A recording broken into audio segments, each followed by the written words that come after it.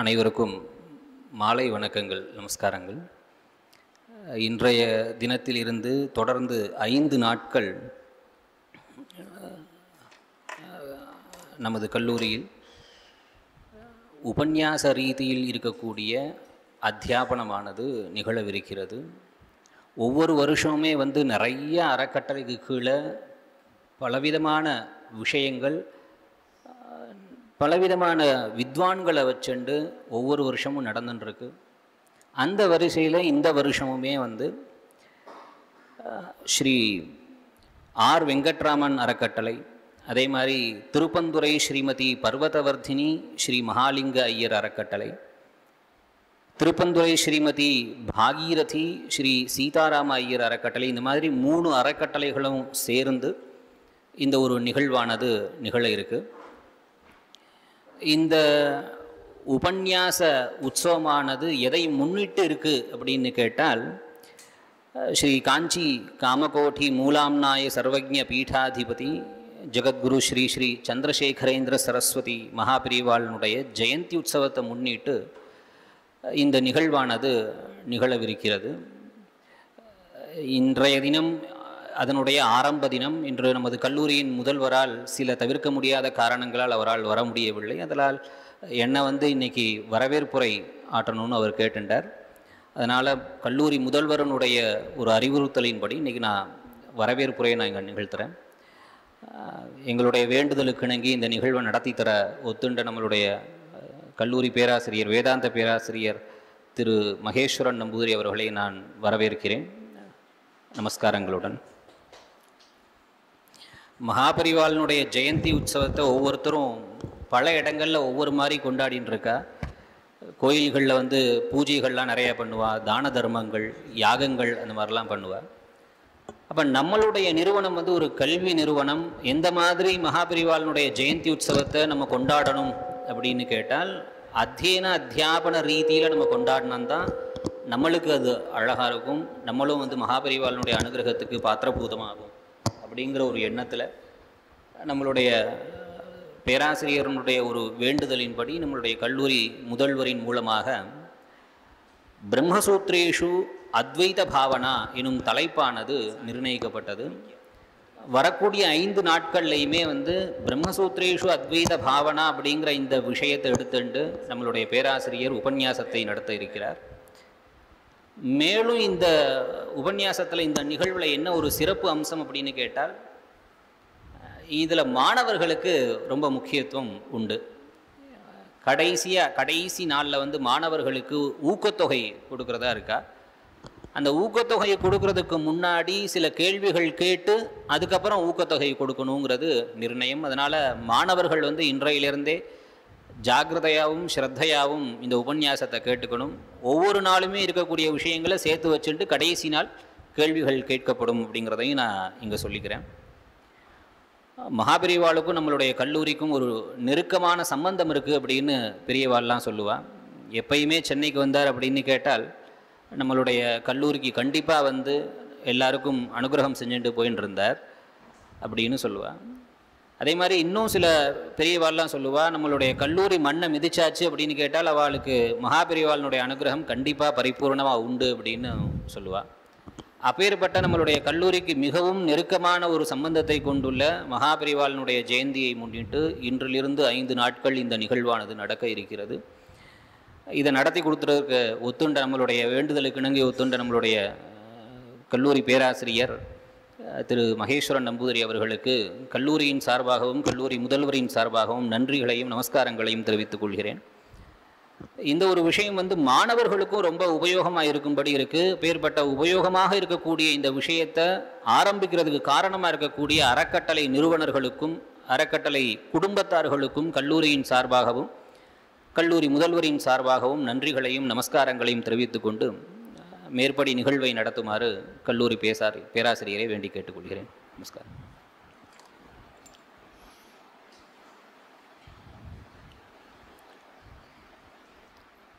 ஸ்ருதிஸ்மிருதிபுராணானாமாலயம் கருணாலயம் நமாமி பகவத்பாதம் சங்கரம் லோகசங்கரம். शंकरं शंकराचार्यं केशवं बादरायणं सूत्रभाष्यकृतौ वन्दे भगवन्तौ पुनः पुनः ईश्वरो गुरुरात्मेति मूर्तिभेदविभागिने व्योमवद्व्याप्तदेहाय दक्षिणामूर्तये नमः। गुरुर्ब्रह्मा गुरुर्विष्णुः गुरुर्देवो महेश्वरः गुरुः साक्षात् परं ब्रह्म तस्मै श्रीगुरवे नमः। श्रीगुरुभ्यो नमः। अभिघ्नमस्तु। ओं तत्सत्।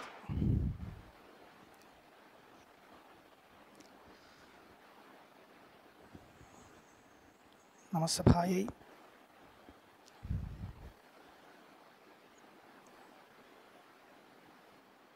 उक्तरीत्या कांची महास्वामिनां पावनस्मृतिं पुरस्कृत्य अयं पञ्चदिनात्मकः कार्यक्रमः प्रवर्त्यमानः अस्ति। अद्य आरभ्यते। तेषां परमाचार्याणां विषये अस्माभिः बहु श्रुतं। यद्यपि मया ते न साक्षात्कृताः नैव दृष्टाः, द्रष्टुं शक्यमासीत्, परन्तु निर्भाग्यवशात् वयं केरलीयाः, मम तु विशिष्य तावदभ्यन्तरे कदापि केरलदेशात् बहिर्गमनमेव नासीत्। तस्मात् एतेषां माहात्म्यं बालस्य मम श्रवणगोचरं नासीत् तस्मिन् काले। पश्चात् अवगतं। तदानीं ते ब्रह्मभूयं गताः। तस्मात् निर्भाग्यवशादित्येव वक्तव्यं। तेषां दर्शनं मया न प्राप्तम्। अथापि इदं विश्वसिमः यत् तेषाम् अनुग्रहेणैव सर्वोपि अस्मदीयः विद्याभ्यासः अध्यापनरूपः इदानीमपि प्रवर्तमानो वर्तते। इयं शालापि तेषाम् अनुग्रह अधीना एव प्रवर्तमाना वर्तते इति न केवलम् अहम्, अपि तु सर्वेपि वयं विश्वसिमः। विशिष्य इदम् अस्माकं गुरुचरणैः मणिद्राविडशास्त्रिपादैरुक्तमस्ति। ते बाल्ये व्याकरणमेव अध्येतुं प्रवृत्ताः। किञ्चित् दूरं व्याकरणशास्त्रे अधीते अकस्मात् महास्वामिपादैः आहूताः। अग्रे वेदान्त एव पठनीयः त्वया इति ते उपदिष्टाः। इच्छया वा अनिच्छया वा तेषाम् आज्ञा न लङ्घयितुं शक्यते इति मत्वा एते सनिष्कर्षं वेदान्तशास्त्रे प्रवृत्तिम् आरब्धवन्तः इति। इदानीं तु वयं जानीमः एव, ते तस्मिन् काले तथा अध्ययनं कृतवन्तः इति कृत्वा एव पूर्वोत्तरमीमांसाशास्त्रयोः ग्रन्थाः इदानीम् अस्माकं पुरतः समन्वितार्थाः विद्यन्ते। अन्यथा यदि ते तस्मिन् समये तथाविधम् अध्ययनं न कृतवन्तः स्युः तर्हि के वा अन्ये वर्तन्ते तां प्राचीनविद्यापरम्परां प्रवर्तयितुम् इति न क्वापि पश्यामः। तस्मात् अस्मिन् कालक्रमे एते अस्माकं ये गुरवः ते प्राचीनपरम्परायाः नव्यपरम्परायाश्च मध्ये सेतुभूताः वर्तन्ते। तेषां च तादृशी प्रवृत्तिः अवश्यं महास्वामिनाम् अनुग्रहबलादेव जाता इति ते सर्वदा अङ्गीकुर्वन्ति। अतः तद्वारा वयमपि तां श्रद्धां परिपालयामः। तेषु सभक्तिश्रद्धं पुनः पुनः प्रणामान् समर्पयामः। अस्मिन् कार्यक्रमे पञ्चदिनात्मके इदानीं स्वीकृतं विषयम् अवलम्ब्य तमिळ्भाषायां कांश्चन विषयान् निरूपयितुं प्रयत्नं कुर्मः। ब्रह्मसूत्रेषु अद्वैतभावः इति स्वीकृतो विषयः। ब्रह्मसूत्रங்களில் அத்வைத தத்துவம் எப்படி தெரிகிறது என்ற ஒரு விஷயத்தை வச்சுண்டு இப்போ 5 திவசமாக 5 நாள் உபன்யாசமோ பாடமோ எப்படி சொன்னாலும் தெரியாது, பேசணும்னு இருக்கு. இது ஒரு அதிசாதாரணமாக ஒரு லௌகிக உபன்யாசமாக பண்ண வேண்டான்னு இருக்கு. இந்த ஒரு நிகழ்ச்சி போன 2 வருஷமாக அவரே நடத்தியிருக்கார். அது கொஞ்சம் ஒரு டெப்த் இருக்கிற மாதிரி, அந்த மாதிரி அப்பேற்பட்ட விஷயங்கள் எடுத்துட்டு நிரூபணம் பண்ணும்படியாக நடத்தப்பட்டிருக்கு. அதனாலேயே இந்த மாதிரி ஒரு விஷயத்தை எடுத்திருக்கேன். இது சார்வஜனீனமாக சொல்லக்கூடிய ஒரு விஷயம் இல்லை. அது தெரிஞ்சுட்டு தான் இந்த விஷயத்தை எடுத்திருக்கேன். சார்வஜனீனமாக தெரிஞ்சுக்க வேண்டிய விஷயங்கள் பேசுகிறதுக்கு நிறைய இடங்கள் இன்னும் இருக்குன்றதுனால சில விஷயங்கள் இப்பேற்பட்ட விஷயங்கள் கூட வெளியில் கொண்டு வரணும் என்றதுக்காக இந்த ஒரு அவகாசத்தை உபயோகப்படுத்தலான்னு வச்சுட்டு இந்த ஒரு விஷயத்தை எடுத்திருக்கேன். பிரம்மசூத்ரேஷு அத்வைத பாவகான்னு.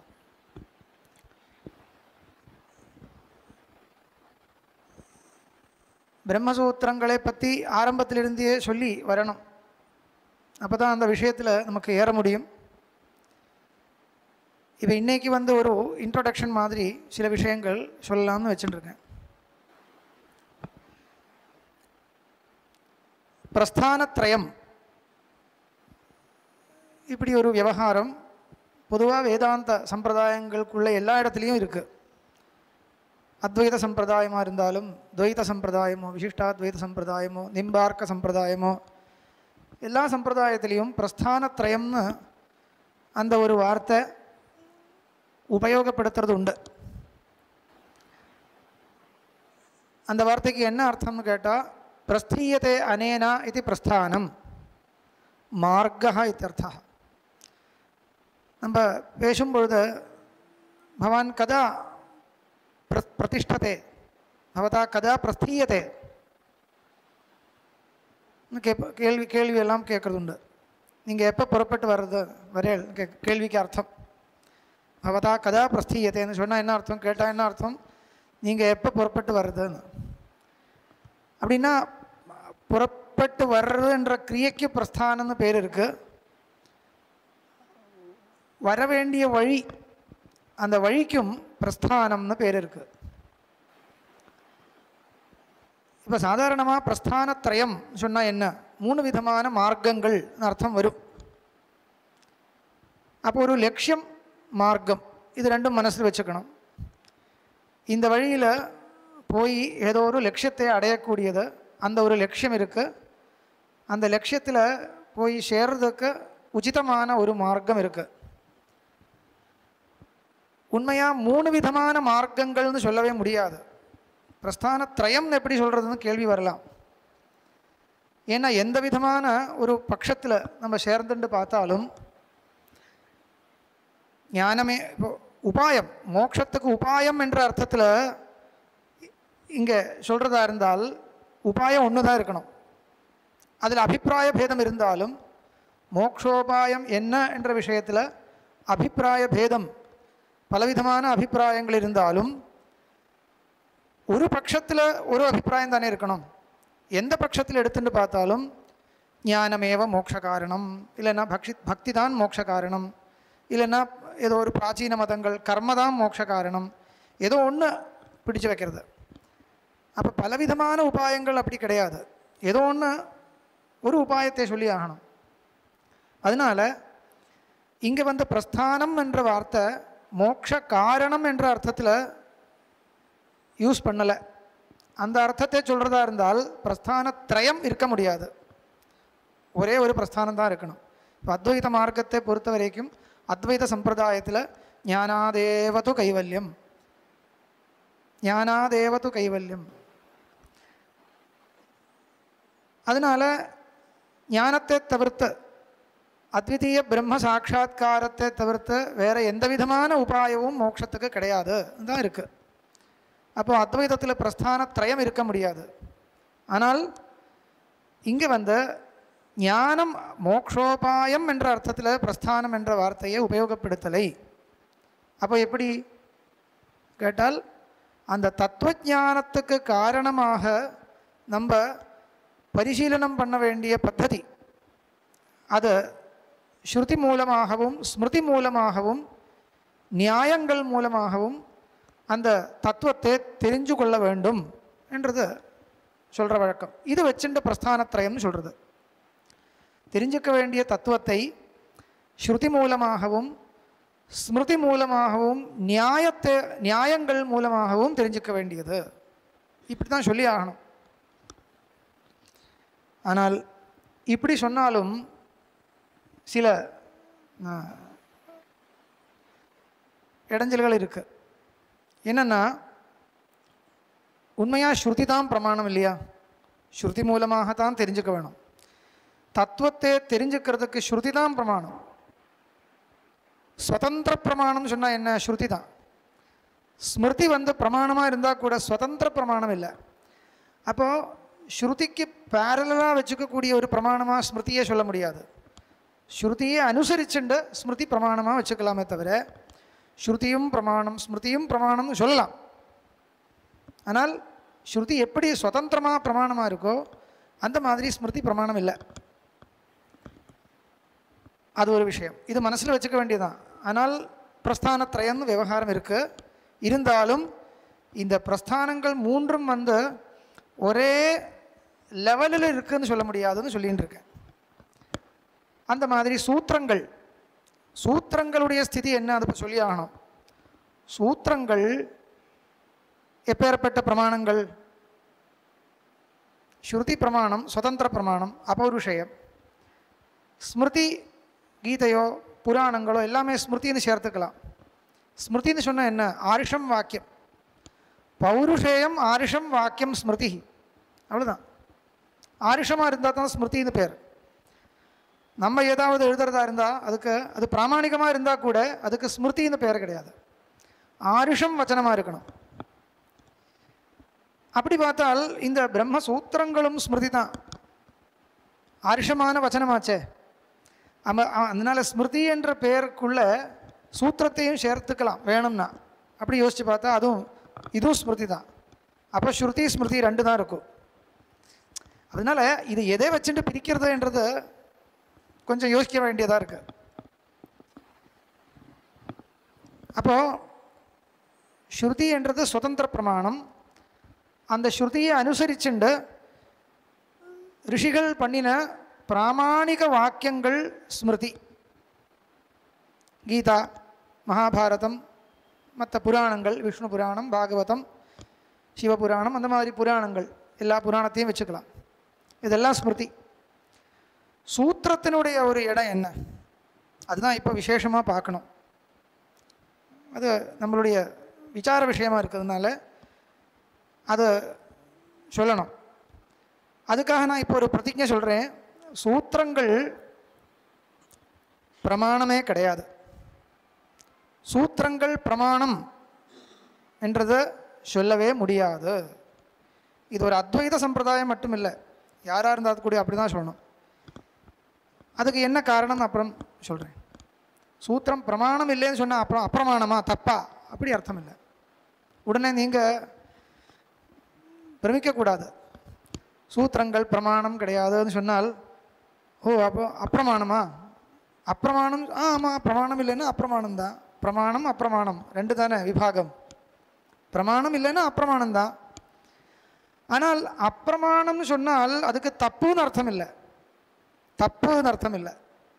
அது கொஞ்சம் டெக்னிக்கலாக புரிஞ்சிக்க வேண்டிய விஷயம். நான் அப்புறம் அதுக்கு உள்ள வரேன். சூத்திரம் எதுக்காக வந்ததுன்னு சொன்னால், நியாயங்களே சூச்சனம் பண்ணுறதுக்கு தான் சூத்திரங்கள் வந்திருக்கு. அதுக்கு தான் நியாயப்பிரஸ்தானம்னு பேர். அப்போ நியாயம்னா என்னன்னு சொல்லணும். நியாயம்னா நியாயசாஸ்திரம், நீங்கள் படிக்கிற அந்த நியாயசாஸ்திரம் இல்லை, பூர்வோத்தர மீமாம்சா சூத்திரங்கள். அந்த சூத்திரங்களுடைய பொதுவான சுபாவம் என்ன, இதெல்லாம் கொஞ்சம் விஸ்தாரமாக சொல்லி தான் இந்த விஷயத்துக்குள்ளே நம்மளால் நுழைய முடியும். 5 நாள் இருக்கு இல்லையா, அதனால் விஸ்தாரமாக தான் சொல்லலாம். இப்போது சுருக்கமாக நான் என்ன சொல்லியிருக்கேன், சூத்திரங்கள் ஏதோ சில நியாயங்களே காமிக்கக்கூடியது.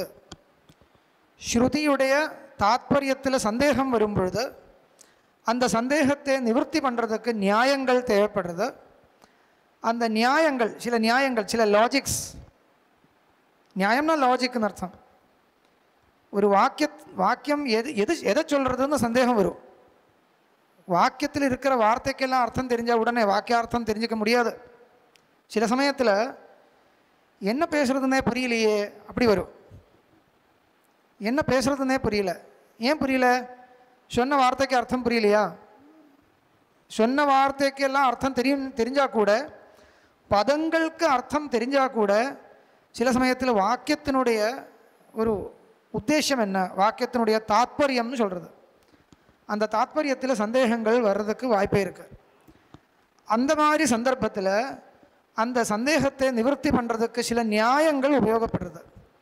இந்த நியாயங்களுக்கு மீமாம்சா நியாயங்கள்னு பொதுவாக பேர் வச்சிருக்கு.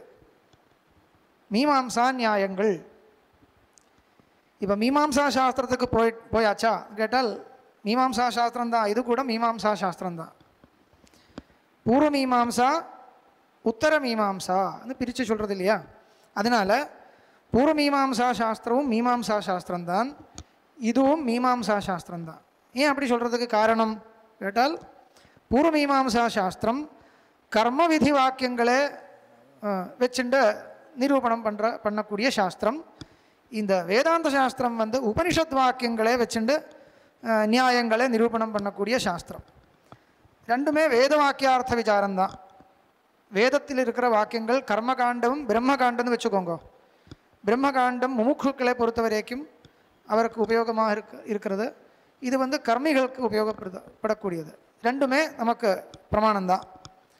அப்போது கர்மகாண்டத்தில் இருக்கிற வாக்கியங்கள் மூலமாக ஏதாவது சந்தேகங்கள் ஏற்படுறதா இருந்தால், அந்த வாக்கியத்தில் எதை சொல்லக்கூடிய, எது உத்தேசித்து எது விதிக்கிறது தெரிஞ்சுக்கணும். எல்லாமே விதி வாக்கியங்கள். விதி வாக்கியங்கள் இருக்குது, மந்திரங்கள் இருக்குது, அர்த்தவாதங்கள் இருக்குது, பலவிதமாக பிரிச்சிருக்கு. விதி மந்திர நாமதேய நிஷேத அர்த்தவாத பேதாத் வேதா பஞ்சவிதான்னு கர்மகாண்டத்தை பிரிச்சிருக்கு.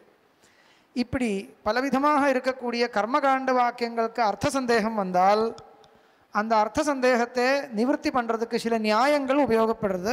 அந்த நியாயங்களே சொல்லக்கூடிய சாஸ்திரம் பூர்வ மீமாம்சா சாஸ்திரம். அதனுடைய ஆச்சாரியன் ஜெய்மினி. இது உபனிஷத் வாக்கியங்களே வச்சுட்டு வேதாந்த சாஸ்திரம் போகிறது. உபனிஷத்து வாக்கியங்களை படிக்கும் பொழுது சில சமயத்தில் அர்த்த சந்தேகங்கள் வந்தால் அந்த சந்தேகத்தை நிவர்த்தி பண்ணுறதுக்காக எந்த நியாயங்கள் தேவைப்படுறதோ அந்த நியாயங்களே சூச்சனம் பண்ணுறதுக்கு சூத்திரங்கள் வந்திருக்கு, பிரம்மசூத்திரங்கள் வந்திருக்கு. இப்படி ஜைமினிய சூத்திரங்களை வச்சுட்டு பூர்வமீமாம்சா சாஸ்திரம் அதாதோ தர்ம ஜிக்ஞாசான்னு ஆரம்பிக்கிறது. நிறைய சூத்திரங்கள் 12 அத்தியாயங்கள் இல்லை ஏற்பட்ட சூத்திரங்கள் இருக்குது. இதுவும் பிரம்மசூத்திரங்கள்னு சொல்லுவோம். பிரம்மசூத்திரங்களில் 4 அத்தியாயம், 4 அத்தியாயத்தில் ஒவ்வொரு அத்தியாயத்தில் 4 பாதங்கள், 555 சூத்திரங்கள் உடையது பிரம்மசூத்திரம். இந்த பிரம்மசூத்திரங்கள் உபனிஷத் வாக்கியங்களை எடுத்துட்டு விசாரம் பண்ணக்கூடிய சூத்திரங்கள். இப்படி சூத்திர பிரஸ்தானம்னு ஒரு பிரஸ்தானம் இருக்குது. எதுக்கு வந்தது இந்த சூத்திர பிரஸ்தானம் சொன்னால், சூத்திரம் பிரமாணம் இல்லை, சூத்திரத்தினால ஒரு நியாயம் தெரியறது. அந்த நியாயம் மூலமாக பல இடத்துல நமக்கு வேதாந்த வாக்கியங்களுக்கு அர்த்தம் சரியாக புரிஞ்சிக்க முடியறது. அப்படி வேதாந்த வாக்கியங்களிலிருந்து அர்த்தம் புரியறதா இருந்தால் தானே வேதாந்த வாக்கியம் நமக்கு உபயோகப்படும். வேதாந்த வாக்கியம் வேதாந்த வாக்கியம்னா சொன்னால் உபனிஷத் வாக்கியம்னு அர்த்தம். வேதாந்தம் என்ற வார்த்தைக்கு உபனிஷத்துன்னு அர்த்தம். அதனால் வேதாந்த வாக்கியம்னா வேதாந்த கிரந்தங்கள் நிறைய இருக்குது, அது எங்கேயாவது இருக்கிற வாக்கியம் அப்படி இல்லை. உபனிஷத் வாக்கியத்துக்கு உபனிஷத் வாக்கியம்தான் பிரமாணம். பிரம்மஸ்வரூபம் எப்பேற்பட்டது, சகுணமா நிர்குணமா, இப்படியெல்லாம் சந்தேகங்கள் வந்தால் அதுக்கு பிரமாணம் என்ன? வேதாந்த வாக்கியங்கள், உபனிஷத் வாக்கியங்கள். அந்த உபனிஷத் வாக்கியங்களுக்கு அர்த்த சந்தேகம் வந்தால் சந்திக்தமான வாக்கியத்தை நமக்கு உபயோகப்படுத்த முடியாது. உபயோகப்படணும்னா அதனுடைய அர்த்தம் நிச்சயிக்க முடியணும். நிச்சயிக்கிறதுக்கு சந்தேகம் நிவர்த்தி வரணும். அதுக்கு நியாயங்கள் உபயோகப்படுறது. நியாயங்கள் சூத்திரம் மூலமாக தெரியறது. அதனால் சூத்திரங்களுக்கு உபயோகம் இருக்குது. அதனால் சூத்திரங்கள் பிரமாணம் இல்லைன்னு சொன்னால் அது தப்புன்னு அர்த்தம் இல்லை, நிஷ்பிரயோஜனம்னு அர்த்தம் இல்லை. இப்போ நான் சொன்னேன் இல்லையா, உபயோகம் இருக்குது. ஆனால் சூத்திரங்களில் இருந்து வரக்கூடிய ஒரு ஞானத்தை பிரமைன்னு சொல்ல முடியாது. இது ஒரு விஷயம். இப்போ நான் சொல்கிற விஷயம் சில விஷயம் அது கொஞ்சம் சாஸ்திரியமாக தான் படித்தா தான் தெரியும். அது ஏன் அப்படி சொல்கிறேன்? சூத்திரங்கள் பிரமாணம் இல்லைன்னு சொன்னால் பாருங்கோ, பிரம்மஸ்வரூபம் நிர்குணம் அத்வைதிகள் சொல்லுவோம். பிரம்மஸ்வரூபம் நிர்குணம்னு சொல்லுவேன். என்ன பிரமாணம் கேட்டால் தத்ர ஸ்ருதிஹி உச்சதே, நிர்குணத்துவ சொல்லக்கூடிய நேகநானாஸ்தி கிஞ்சன அசப்தமஸ்பரிசம் அரூபம் அவ்யயம் ததா ரசம் நித்தியம் அகந்தவச்சயது அந்யத்ர தர்மாத் அந்யத்ரா தர்மாத், இப்படியெல்லாம் நிர்குணத்துவத்தை சொல்லக்கூடிய ஸ்ருதி வாக்கியங்கள் பிரமாணமாக இருக்கே. அதனால் பிரம்ம நிர்குணம்னு நான் சொல்லுவேன். இப்போ பிரம்ம நிர்குணம் என்றது ஒரு தத்துவஞானம். இது ஒரு தெரிஞ்சுக்க வேண்டிய ஒரு விஷயம். இதுக்கு சூத்திரம் உபயோகப்பட்டிருக்கா? சூத்திரத்துக்கு உபயோகம் வரல. அப்போ சூத்திரத்துக்கு எங்கே உபயோகம் கேட்டால், இந்த நிர்குணத்துவத்தை சொல்லக்கூடிய அந்த உபனிஷத் வாக்கியங்களுக்குள்ள ஏதாவது சந்தேகம் வந்தால் அந்த சந்தேகத்தை நிவர்த்தி பண்ணணும். அந்த சந்தேகத்தை நிவர்த்தி பண்ணி அந்த வாக்கியத்தினுடைய தாத்பரியம் இதுதான் என்றது புரிஞ்சுக்கணும். அந்த தாத்பரிய ஞானம், அந்த தாத்பரிய ஞானத்துக்கு என்ன வழி? அது சூத்திரத்திலிருந்து வருது அது சொல்லலாமான்னு கேட்டால் முடியாது, அதுவும் முடியாது. ஏன் காரணம்னா, தாத்பரிய ஞானம், தாத்பரிய பிரமாணம் வச்சுக்கோங்க, தாத்பரிய ஞானம் அதுக்கு என்ன காரணம்? நியாயானுசந்தானம் சொல்லணும். நியாயத்தை அனுசந்தானம் பண்ணுறதா இருந்தால் அந்த தாத்பரிய ஞானம் உடனே வரும். பலவிதமான நியாயங்கள் வரும்பொழுது இது சரியா அது சரியா அப்படியெல்லாம் யோசிக்கணும். பலாபல விசாரம் பண்ணி இப்படி தான் அந்த நியாயத்தை, சரியான நியாயத்தை அனுசந்தானம் பண்ணும் பொழுது அந்த வாக்கியார்த்த பிரமை தாத்பரிய ஞானம் வரும். இப்போ நியாயங்கள் எப்படி தெரிஞ்சுக்கிறது? சூத்திரம் மூலமாக தெரிஞ்சுக்கிறது. அதனால சூத்திரம், நியாய ஞானத்துக்கு சூத்திரம் கரணம் சொல்ல முடியுமா? அதுவும் முடியாது. ஏன்னால் சூத்திரங்கள் படித்தா அப்படியெல்லாம் அந்த நியாயங்கள் நமக்கு மனசில் ஏறுறதுன்னு சொல்லவே முடியாது. ஏன்னா சூத்திரங்கள் சுருக்கமாக தான் எழுதப்பட்டிருக்கு. சூத்திரங்கள் பார்த்தால் இது ஒரு வாக்கியமாக கூட சில சமயத்தில் தோணாது. இது நான் சொன்ன விஷயம் இல்லை, சாபர பாஷ்யத்தில் இருக்கிற விஷயம். நான் அதை காமிக்கிறேன். சூத்திரங்கள் ஒரு வாக்கியம் மாதிரி சூச்சனம் பண்ணக்கூடியது. சூச்சனாத் சூத்திரம் இத்தியாகு. அந்த நியாயத்தை சூச்சனம் பண்ணுறது, அவ்வளோதான். அப்போ ஒரு நியாயம் ஒருத்தனுக்கு தெரியாதுன்னு வச்சுக்கோங்க. எந்த நியாயத்தினால இங்கே ஒரு நிர்ணயம் எடுக்கணும் என்றது நமக்கு தெரியாதுன்னு வச்சுக்கோங்க. உடனே சூத்திரம் படித்தா உடனே இந்த நியாயம் அப்படி வராது. ஸ்வானுபவம் பஷ்யந்து. நீங்கள் அந்த பிரம்மசூத்திரத்தை சூத்திரங்கள் இருக்குது, சூத்திரம் படித்த உடனே இதுதான் நியாயம் தெரியாது, தெரிஞ்சிக்கவே முடியாது. சூத்திரங்கள் படித்து சுயமாக நீங்கள் படித்த நியாயத்தை புரிஞ்சிக்கவே முடியாது. இப்போ சூத்திரங்களுக்கு என்ன உபயோகம்? நியாயம் எப்படி தெரிஞ்சுக்கிறது? நியாயம் எப்படி தெரிஞ்சுக்கிறதுன்னு கேட்டால், சம்பிரதாய வின்முகேன சம்பிரதாய விதக ஆச்சாரியாக பவந்தி.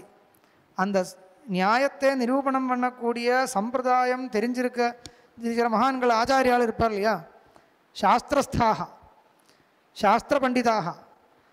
அவளை கேட்டால் சொல்லுவாங்க, இந்த நியாயம் ஏன் உபயோகப்படுத்த முடியாது, இந்த தப்பு இருக்குது, அந்த நியாயம் அங்கே வராது, இங்கே தான் வரும். அவளை தான் தானே பிரித்து சொல்ல முடியும். சூத்திரம் படித்தா உடனே நியாயங்கள் கிடுகிடுன்னு நமக்கு ஒன்றும் புரிஞ்சிக்கவே முடியாது. அந்த சம்பிரதாயத்தை காமிக்கிறதுக்கு தான் பாஷ்யக்காரால் பாஷ்யம் பண்ணியிருக்கார்.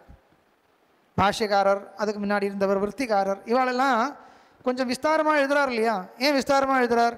அப்படி எழுதினா தான் அந்த நியாயம் புரியும், இல்லைன்னா சூத்திரம் படித்தா உடனே நியாயம் புரிஞ்சிக்கவே முடியாது. அப்போ அந்த பாஷ்யம் முகேனையோ பாஷ்யத்தை தெரிஞ்ச குருநாதா ஆச்சாரியால் வழியோ அந்த நியாயத்தை தெரிஞ்சால் மட்டும், அதுவும் இன்னொரு விஷயம், ஒரு நியாயத்தை நியாயம் தெரியறதுனால மட்டும் எந்த நியாயம் எங்கே உபயோகப்படுத்தணும்னு தெரிஞ்சுக்க முடியுமா? முடியாது.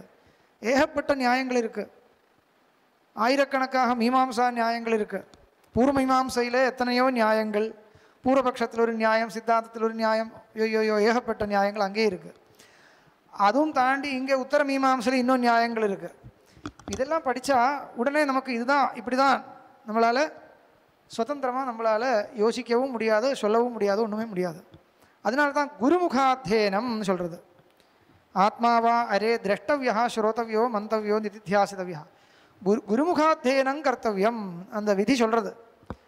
ஒரு அந்த சம்பிரதாயம் தெரிஞ்ச அந்த பரம்பரையாக ஆச்சாரிய முகேன ஸ்ருத்வா படித்வா அப்பேற்பட்ட யாரோ ஒருத்தர் இருந்தால் அவர்கிட்ட போய் படித்தாதான் அந்த நியாயம் புரிஞ்சிக்க முடியும்.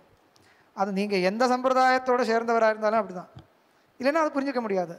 செல்ஃப் லேர்னிங் மெட்டீரியல் நமக்கு இல்லை இது.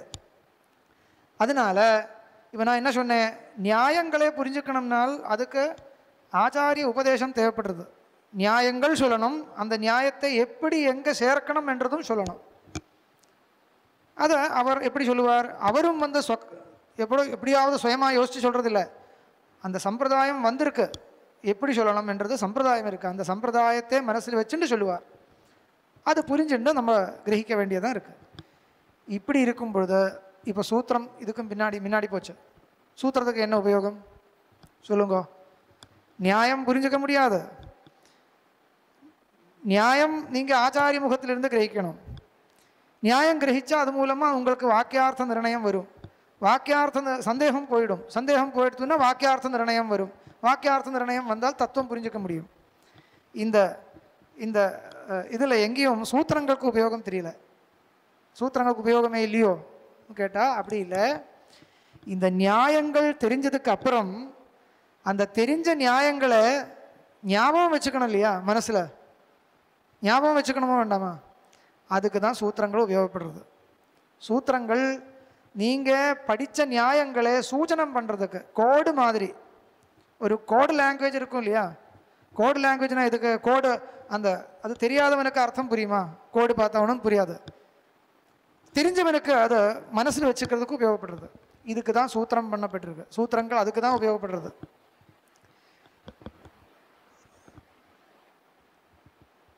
வேதாந்த வாக்கிய குசும கிரதனார்த்தத்வாத் சூத்திராணாம் சாங்கர பாஷ்யம் ஜன்மாத்தியதிகரணத்தில். வேதாந்த வாக்கிய குசும கிரதனார்த்தத்வாத் சூத்திராணாம். வேதாந்த வாக்கியங்களே குசுமங்கள் மாதிரி, பூகள் மாதிரி.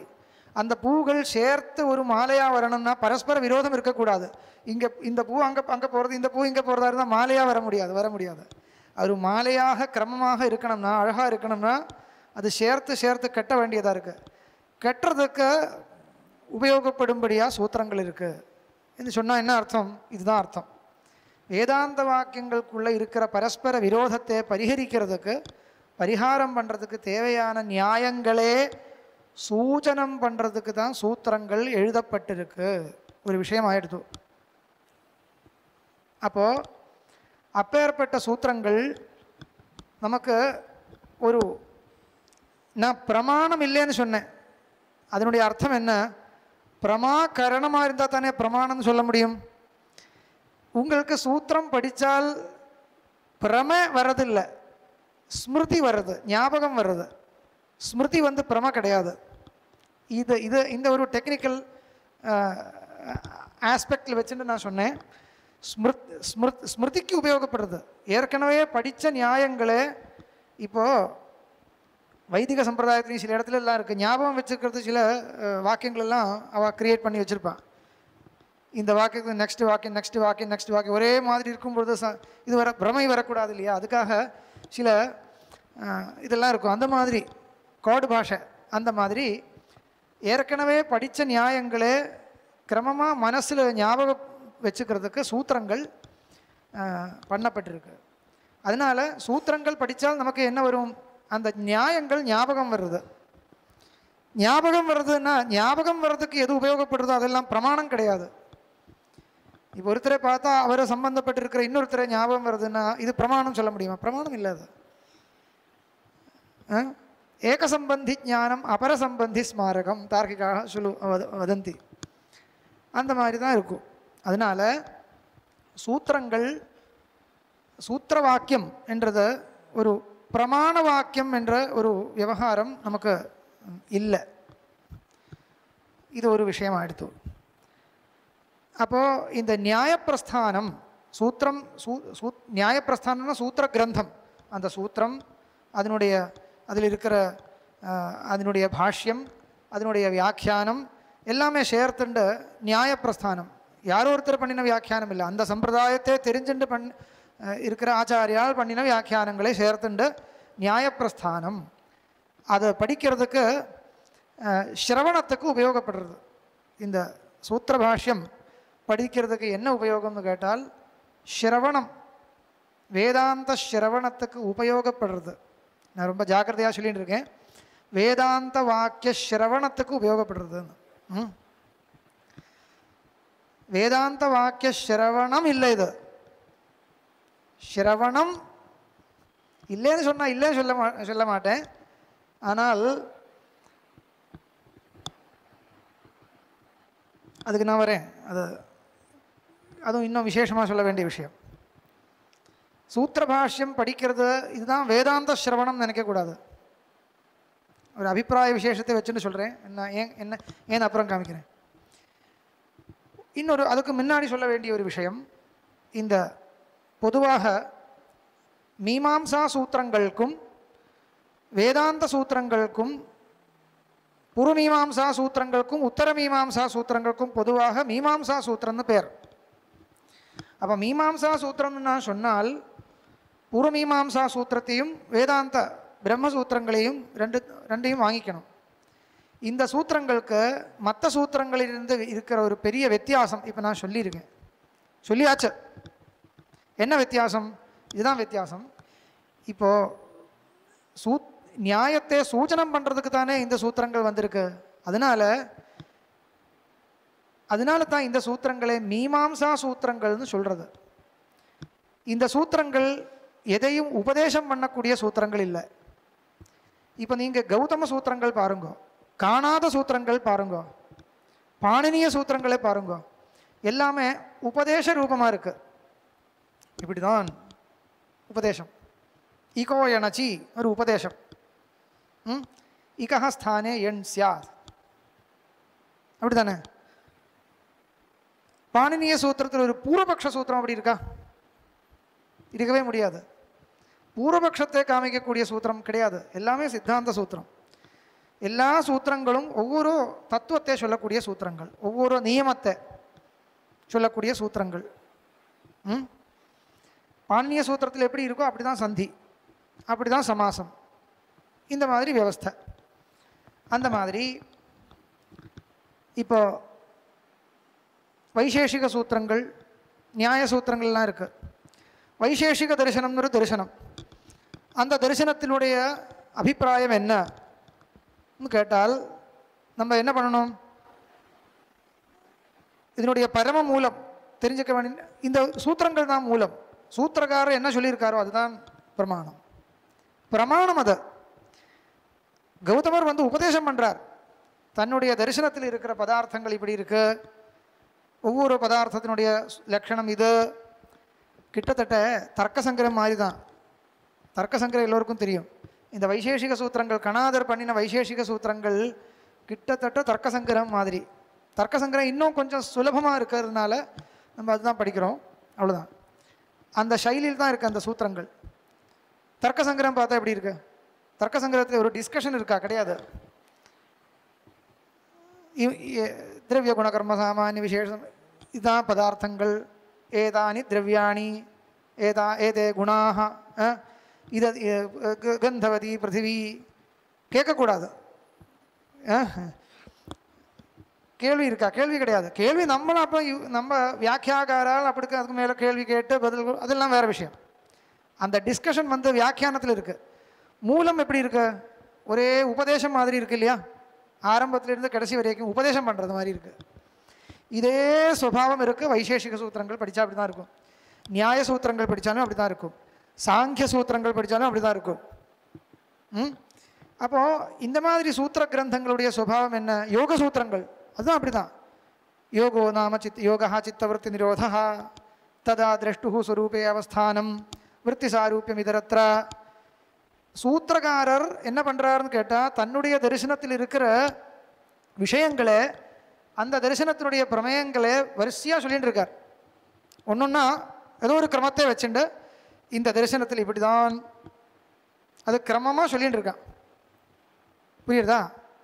அந்த கிரமமாக அவர் உபதேசம் பண்ணுறார். இதை விட்டு வேறு யாராவது வேறு விதமாக சொல்கிறதா இருந்தால் அது தப்பு. அப்படி இல்லை, இப்படி தான். அப்போது அதுக்கப்புறம் விசாரம் பண்ணுறவா என்ன பண்ணுவாங்க? அவர் கொடுத்த அந்த உபதேசத்தை மனசில் வச்சுட்டு அதை எப்படி சமர்த்தனம் பண்ணுறதுன்னு நிரூபணம் பண்ணுவாங்க. அப்புறம் வரக்கூடிய நியாய கிரந்தங்கள் எல்லாம் படித்தா என்ன, அதில் என்ன டிஸ்கஷன்ஸ் இல்லையா? நிறைய இருக்குது. பூர்வபக்ஷ சித்தாந்தங்கள் எல்லாம் அப்புறம் பண்ணுறார். எதுக்கு பண்ணுறாருனால், இந்த தரிசனத்தில் இதுதான் சுபாவம், அது ஃபிக்ஸடாக வச்சுருக்கு.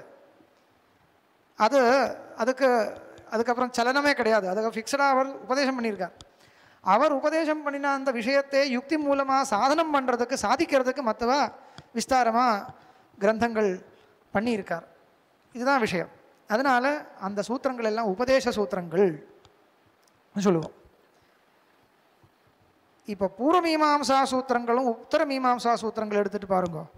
பூர்வமீமாம்சான்னா மீமாம்சா அதாதோ தர்ம ஜிக்ஞாசா, தர்மசாஸ்திரம் தானே, தர்மசாஸ்திரம் தானே பூர்வமீமாம்சா. அபிப்பிராய பேதம் இருக்கா? பூர்வமீமாம்சையும் தர்மசாஸ்திரம் இல்லை தர்மசாஸ்திரம் வேறு, அது வேறு டிபார்ட்மெண்ட்டு. அப்படி சொல்லக்கூடாது. தர்மசாஸ்திரம் தான். ஏன் சந்தேகப்படுறது? அதாதோ தர்ம ஜிக்ஞாசா தானே ஆரம்பிக்கிறது. அப்போ நீங்கள் கேளுங்கோ, அதாதோ தர்ம ஜிக்ஞாசான்னு ஆரம்பித்தால் இதுக்கு மேலே அவர் தர்மம் தானே சொல்லணும்.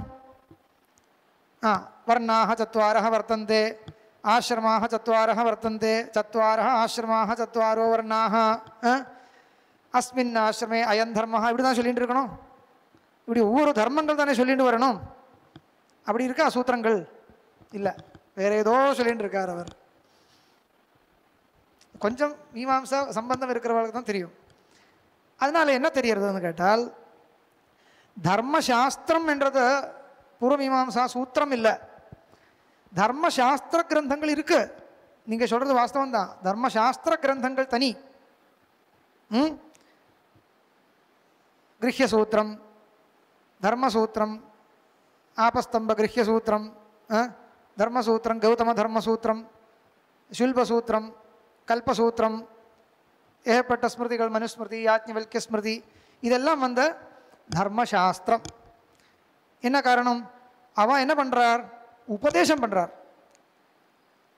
அப்பா உனக்கு இதுதான் தர்மம், உனக்கு இதுதான் தர்மம், கிரகஸ்தனாக இருக்கிறவனுக்கு இதுதான் தர்மம், பிரம்மச்சாரிக்கு இதுதான் தர்மம், கேட்கவே கூடாது.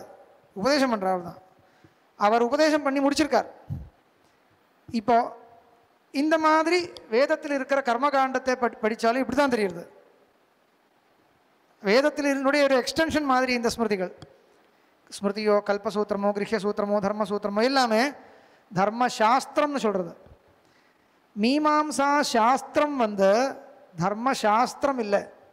என்ன காரணம்? மீமாம்சா சாஸ்திரம் தர்மத்தை சாசனம் பண்ணுறதுக்கு வந்தது கிடையாது. சாசனாத் சாஸ்திரம் உச்சதே. மீமாம்சா சாஸ்திரத்தில் இப்போ ஒருத்தர் கிரகஸ்தர் விவாகம் ஆனதுக்கு அப்புறம் எனக்கு என்ன தர்மம்னு பார்க்கலாம், உடனே மீமாம்சா சாஸ்திரம் எடுத்து படித்தா ஏதாவது தெரியுமா? ஒன்றும் தெரியாது, ஒன்றும் தெரிஞ்சிக்க முடியாது. அதுக்கு மனுஸ்மிருதி பார்க்கணும், யாஜ்ஞவல்கிய ஸ்மிருதி பார்க்கணும், கௌதம தர்ம சூத்திரங்கள் பார்க்கணும், அதுதான் பார்க்கணும். ஏன்னா அங்கே தான் உபதேசம் கிடைக்கும். அப்போ மீமாம்சைக்கு என்ன உபயோகம்? மீமாம்சைக்கு என்ன உபயோகம் கேட்டால், நான் ஏற்கனவே சொன்ன மாதிரி நீங்கள் யோசிக்கணும். இந்த தர்மசாஸ்திர வாக்கியங்கள் இருக்கு இல்லையா, வேதத்திலையும் ஸ்மிருதியிலையும் சூத்திரங்கள்லையும் எல்லாம் தர்ம சூத்திரங்கள் தனி இருக்குது. அந்த சூத்திரத்தினுடைய அபிப்பிராயம் என்னன்னு புரியாமல் ஒரு கட்டம் வந்துருத்துனால் அதை எப்படி புரிஞ்சுக்கிறது? அதுக்கு அந்த வாக்கியத்தினுடைய ஸ்ட்ரக்சர் எப்படின்னு பார்க்கணும். அந்த வாக்கியத்தினுடைய ஸ்வரூபத்தை வச்சுட்டு அந்த பிரகரணம் என்ன, அதில் நிறைய விஷயங்கள் யோசிக்க வேண்டியதாக இருக்குது. உங்களுக்கு அந்த தாத்பரிய சந்தேகம் வந்துருத்துனால் சட்டுன்னு ஏதோ ஒன்று அந்த மனசில் வருது, அப்படி எனக்கு அப்படி தான் மனசில் படுறது, அதுதான் தாத்பரியம் சொல்ல முடியாது. இன்னொருத்தர் வேறு விதமாக சொல்லுவாங்க. சந்தேகம் எப்போ வரும்? ஒருத்தர் இப்படி சொல்கிறா, இன்னொருத்தர் இப்படி சொல்கிறா. இப்போ கூட இருக்கு இல்லையா சமூகத்தில் மக்கள் பலவிதமாக மனுஸ்மிருதியில் அப்படி சொல்கிறான் இப்படி சொல்கிறான், ஏற்பட்ட கோலாகலங்கள் நடக்கிறது இல்லையா. அப்போ நமக்கு அது படித்தாலும் வாஸ்தவம் தானே இப்படி இருக்கே, நமக்கு தாத்பரிய சந்தேகம் வரும். இந்த மாதிரி தாத்பரிய சந்தேகங்கள் வந்துருத்துனால் அந்த சந்தேகம் இல்லாமல் இருக்கிறதுக்கு நமக்கு வாக்கிய நியாயங்கள் தேவைப்படுறது.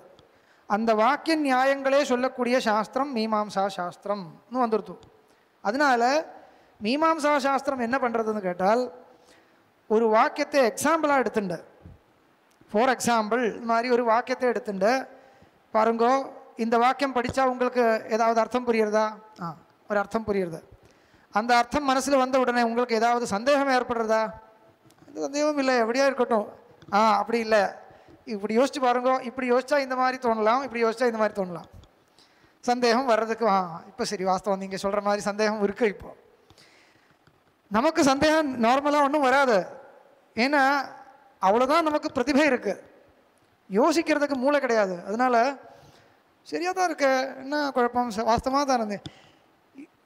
நீங்கள் இப்படி சொல்கிறதா இருந்தால் அதுவும் சரி, இன்னொருத்தர் வேறு விதம், அதுவும் ரைட்டு, அப்படிதான். அப்போது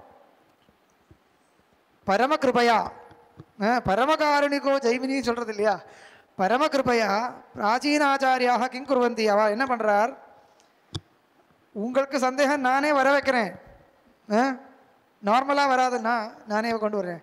இப்படி யோசிச்சு பாருங்கோ, வாஸ்தவம் தான், இப்படி யோசிச்சா இதுதான் அர்த்தம், இன்னும் கொஞ்சம் வேறு விதமாக மாற்றி யோசிச்சு பாருங்கோ, இது இப்படியும் கூட வரலாம். இப்போ சந்தேகம் வருது, இப்படி அர்த்தம் சொல்லணுமோ இப்படி அர்த்தம் சொல்லணுமா, சந்தேகம் வந்துடுத்து. இப்போ நீங்கள் தான் சரணம், என்ன பண்ணுறது? ஏவம் பூர்வபக்ஷே பிராப்தே, ஒரு பூர்வபக்ஷம் கொண்டு வந்து அந்த இப்படியெல்லாம் யோசிச்சா உங்களுக்கு இப்படி தான் தோணும், இந்த வரைக்கும் சொல்லி பலவிதமாக யுக்திகளெல்லாம் சொல்லி ஒரு பூர்வபக்ஷத்தில் கொண்டு வந்து நிறுத்தி ஏவம் பிராப்தே அபிதீயதேன்னு சொல்லி சித்தாந்தம் சொல்லி அது தப்பு, அப்படி யோசிச்சா அப்படி தான் தோணும், ஆனால் வேறு விதமாக கூட யோசிக்க வேண்டியதாக இருக்குது. ஒரு விஷயத்தை பலவிதமாக பல ஆங்கிளில் யோசிக்கணும். ஒரு வாக்கியத்தினுடைய அர்த்தத்தை சொல்லும் பொழுது பல நியாயங்கள் மனசில் வரணும். அந்த நியாயங்களுக்கு பலாபலங்கள் சிந்திக்கணும். பலாபலம் சிந்திச்சு எந்த நியாயத்தை எங்கே அப்ளை பண்ணணுமோ அந்த நியாயத்தை அங்கே கொண்டு வந்து சொல்லும் பொழுது தான் நமக்கு திருப்தியாக இருக்கும். வாஸ்தவம்தான், அதுக்கு மேலே சந்தேகம் வராது. இப்போது நமக்கு சுவாரஸ்யமாக அந்த சந்தேகம் வந்ததே இல்லை. சில வாக்கியங்கள் எடுத்து விசாரம் பண்ணும்போது நமக்கு வந்த சந்தேகமே இல்லாமல் இருக்கலாம், வேண்டாம். இருந்தாலும் அவரே அந்த விசாரம் பண்ணுற ஆச்சாரியனே ஒரு சந்தேகத்தை காமிச்சு அந்த சந்தேகத்தில் 2 பட்சத்தை கொண்டு வந்து அந்த 2 பட்சத்தையும் அவர் நிரூபணம் பண்ணி அந்த ஒரு பட்சத்தை பூர்வபக்ஷமாக கொண்டு வந்து அதை கண்டித்து இன்னொரு பட்சத்தை சித்தாந்தமாக பிரபலமாக நிரூபணம் பண்ணி அந்த விசாரத்தை, இதுதான் அந்த விசாரம் சொல்கிறது. டிஸ்கஷன், அனாலிசிஸ்ன்னு சொல்லணும். விசாரம் சொன்னால் ஜனங்கள் வேறு விதமாக நினச்சிடுவாங்க. விசாரம்னா அப்படியே யோசிச்சுட்டு இருக்கிறது, ஏதோ யோசிச்சுட்டு இருக்கிறது, அதுக்கு விசாரம் பேர் இல்லை. இங்கே வந்து விசாரம் சொன்னால் அனாலிசிஸ்ன்னு அர்த்தம். பிரமாணத்தை வச்சுட்டு அதை நிரூபணம் பண்ணுற பிரக்ரியை. இந்த மாதிரி ஒவ்வொரு வாக்கியத்தை ஒவ்வொரு இடத்துலேருந்து எடுத்து எடுத்து எடுத்து எடுத்து அதை பூர்வபக்ஷமும் சித்தாந்தமாகவும் காமிச்சு நமக்கு நிரூபணம் பண்ணி நமக்கு நிரூபணம் பண்ணக்கூடிய கிரந்தம் இதை மீமாம்சா கிரந்தம். இப்போ நான் சொன்ன விஷயம் அப்படிதான் வேதாந்த உத்தர மீமாம்சையிலும் இருக்கும். ஜைமினியத்தில் இருக்கிற அதே ஸ்டைல் பிரம்மசூத்திரத்துக்கும் இருக்குது.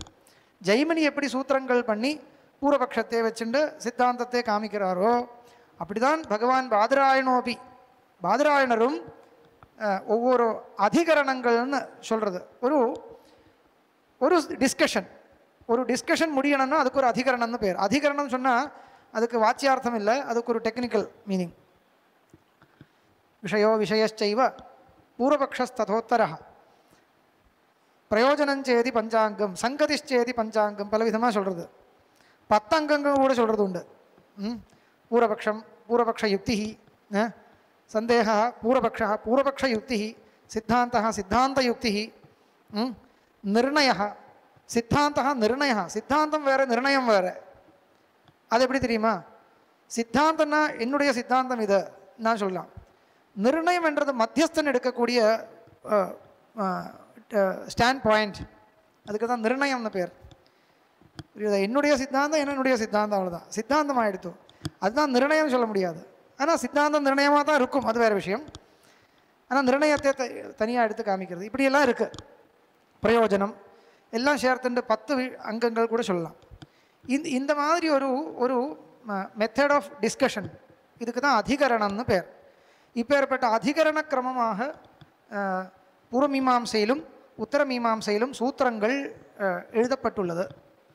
அதில் இதுதான் இப்போ மற்ற சூத்திரங்கள் நியாய வைசேஷிகாதி சூத்திரங்களே அபேட்சித்து ஜைமினிய மீமாம்சா சூத்திரங்களுக்கும் பாதராயணனுடைய வேதாந்த சூத்திரங்களுக்கும் இருக்கிற வித்தியாசம் இதுதான். அந்த வித்தியாசத்தை நன்றாக மனசில் வாங்கிக்கணும்.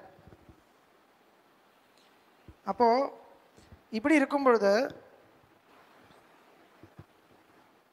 இந்த சூத்திரத்திலிருந்து நமக்கு நான் ஆரம்பத்திலேயே சொன்னேன், சூத்திரம் என்றது ஒரு பூர்ணமாக ஒரு வாக்கியமாக கூட நமக்கு எடுத்துக்க முடியாது. இப்போ நம்ம பேச வேண்டிய விஷயம் 5 நாள் இருக்குன்றதுனால நம்ம மெதுவாக பேசிகிட்டு இருக்கேன். பேச வேண்டிய விஷயம் என்ன?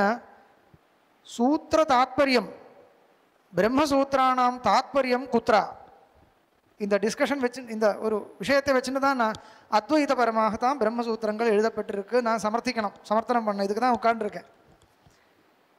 உண்மையாக பார்த்தா இந்த ஒரு விசாரமே தேவையில்லாத விசாரம். ஆனால் 5 நாள் பண்ண போகிறோம், அது வேறு விஷயம். தெரிஞ்சுட்டு பண்ணணும். தேவையில்லாத விசாரம் என்ன தெரியுமா? ஆனால் மகான்கள் எல்லாம் பண்ணியிருக்கார், இந்த விஷயம் விசாரம் பண்ணியிருக்கா. நான் மட்டும் புதுசாக முட்டாள் மாதிரி ஆரம்பிக்கிறது இல்லை. இந்த விஷயம் ஏற்கனவே இதில் இருக்குது. அத்வைதாட்சர மாலிகான்னு ஒரு புஸ்தகம் இருக்குது. இந்த புஸ்தகத்தில் மகாபெரிவாளோட சம்பந்தமும் இருக்குது.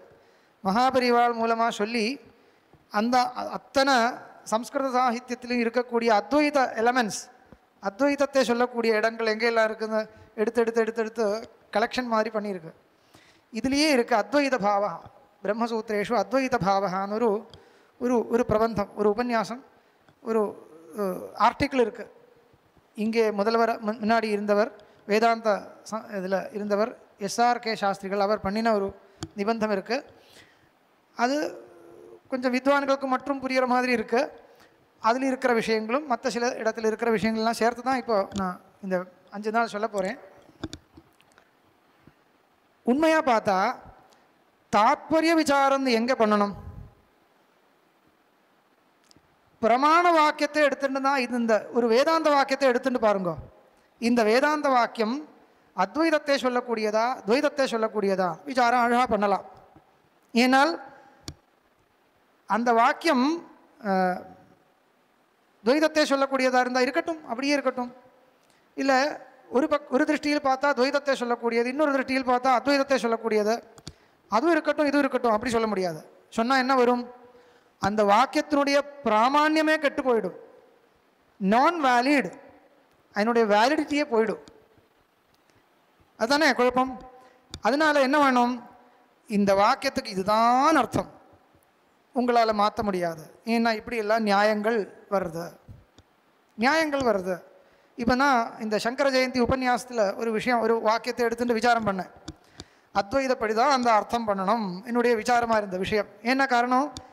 அப்படி தான் நியாயங்கள் இருக்குது. அதுக்காக ஒரு 2 3 4 5 விஷயங்கள் நான் காமிச்சேன். இது வேதாந்த வாக்கியார்த்த விசாரம்.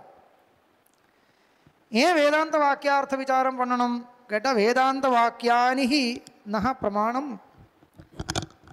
பிராமான்யம் இருக்கணும்னால் அந்த வேதாந்த வாக்கியத்துக்கு இப்படி தான் அர்த்தம் என்று நிரூபணம் பண்ணணும், இல்லைன்னா பிராமாண்யம் இருக்க முடியாது. சூத்திரங்களை எடுத்துட்டு எதுக்கு விசாரம் பண்ணணும்? சூத்திரங்கள் இப்போ சொன்ன மாதிரி ஏதோ சில நியாயங்களை காமிக்கக்கூடியது, சூச்சனை பண்ணுறது அவ்வளோதானே. அந்த நியாயங்கள் தேவை, அந்த நியாயங்கள் தான் தேவைப்படுறது.